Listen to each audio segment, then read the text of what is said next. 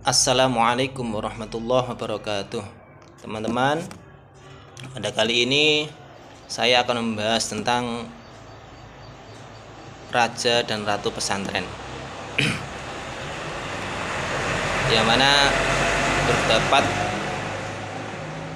beredarnya video yang menayangkan seorang kiai di jalan di depannya santri.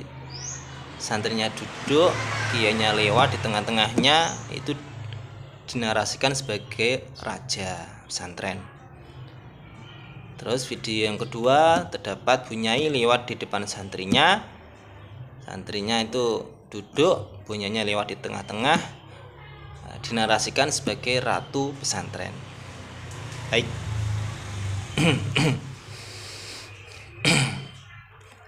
Raja dan ratu pesantren, kiai dan bunyai, ya, itu adalah simbol dari suatu lembaga yang namanya pondok pesantren, khususnya pesantren salafiyah. Ya.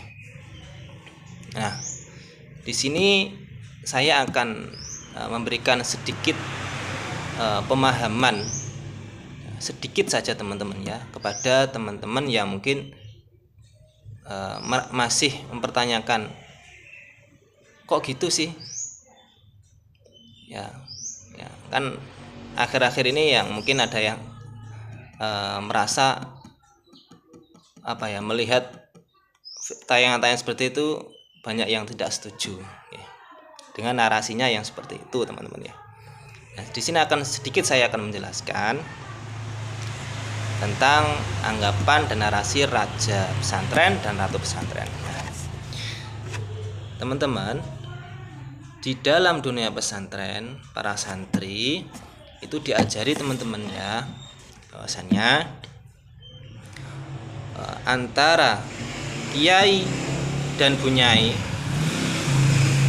ya, antara ayah dengan ibu, itu adalah dinamakan orang tua bagi santri. Dan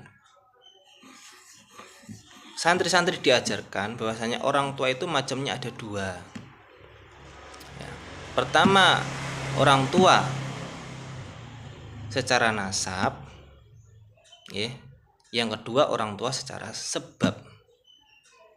Ya. Nah, orang tua secara nasab ini itu adalah orang tua asli dari kita, yaitu bapak ibu kita yang melahirkan kita, yang membesarkan kita. Nah, yang kedua ini orang tua secara sebab, yaitu adalah orang tua seperti guru kita, kiai, bunyai kita, ustadz, ustadzah kita. Seperti guru kalian semuanya, dimanapun kalian bersekolah, itu adalah orang tua kalian semuanya.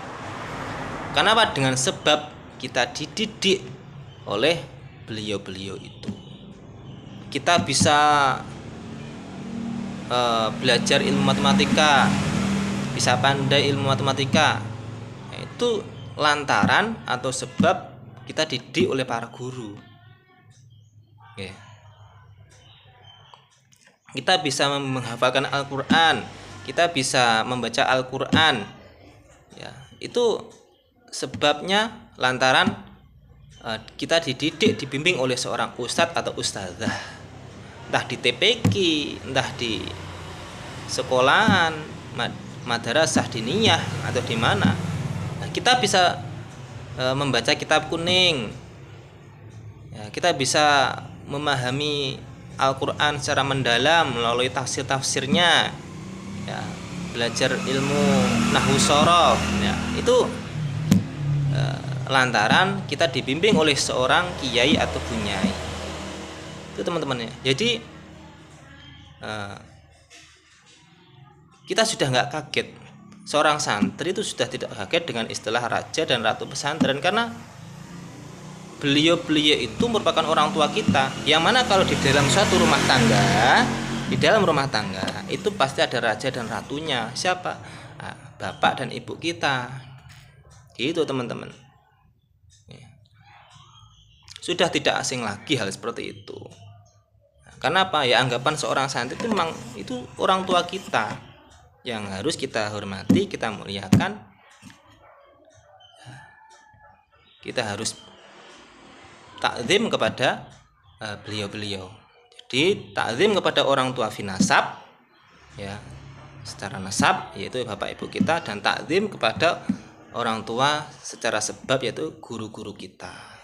Siapapun guru kita, entah kiai bunyai, entah ustadz ustadzah, entah guru-guru kita di sekolah umum yang mengajarkan matematika, yang mengajarkan bahasa Inggris, mengajarkan fisika, biologi. Nah, itu orang tua kita semuanya secara sebab. Nah, gitu loh teman-teman. Kita adalah raja. Nah, guru kan di kelas itu adalah raja yang mengatur kelas. Gitu teman-teman. Gitu. Jadi jangan heran, itu sudah biasa. Sudah biasa, ya.